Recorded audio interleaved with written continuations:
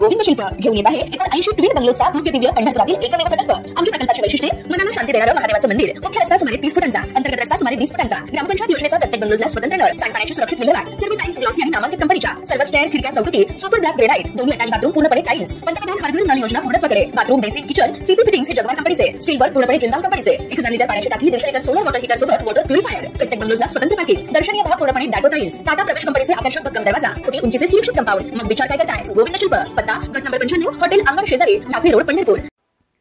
राज्यातील अनेक भागात झालेल्या अतिवृष्टी आणि ढगफुटीमुळे मोठ्या प्रमाणावर शेती, घरे आणि पायाभूत सुविधांचं नुकसान झालंय। या पार्श्वभूमीवर राज्यात ओला दुष्काळ कधी जाहीर होणार याबद्दलची महत्त्वाची अपडेट मुख्यमंत्री फडणवीस यांनी शनिवारी धुळे दौऱ्यावर असताना दिली आहे। धुळे दौऱ्यावर जात असताना मुख्यमंत्र्यांनी जळगाव येथे थोडा वेळ थांबून शेतकऱ्यांशी संवाद साधला।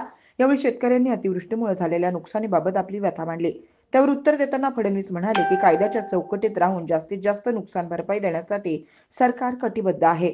शेतकऱ्यांवर आलेले संकट मोठे असून त्यातून त्यांना उभारी देणं ही सरकारची जबाबदारी आहे। सध्या प्रशासनाकडून पंचनाम्याची प्रक्रिया सुरू आहे, मात्र राज्यात पुन्हा सुरू झालेल्या मुसळधार पावसामुळे ही प्रक्रिया काही ठिकाणी विलंबानं होतीये। अहवाल वेळेवर न आल्यास ओला दुष्काळ जाहीर करण्याच्या निर्णयाला उशीर होऊ शकतो। तरीही सरकार शेतकऱ्यांच्या पाठीशी असल्याचा पुनरुच्चार मुख्यमंत्र्यांनी केलाय। यंदा अनेक जिल्ह्यात सलग पावसाचे सत्र, ढगफुटी आणि अतिवृष्टी झाली। परिणामी शेतकऱ्यांचे लाखो हेक्टर क्षेत्रातील पिके उद्ध्वस्त झाली।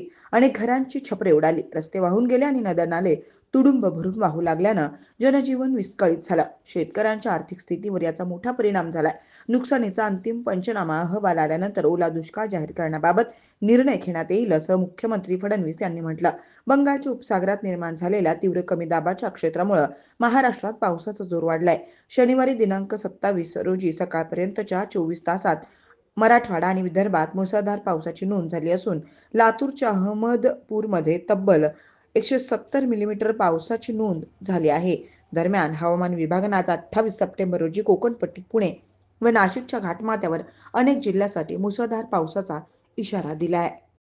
ताज्या घडामोडी पाहण्यासाठी आमच्या YouTube चॅनलवरील PVR म्हणजेच पंढरी वार्ता या न्यूजला सबस्क्राइब करा आणि शेजारील बेल आयकॉनवर क्लिक करा।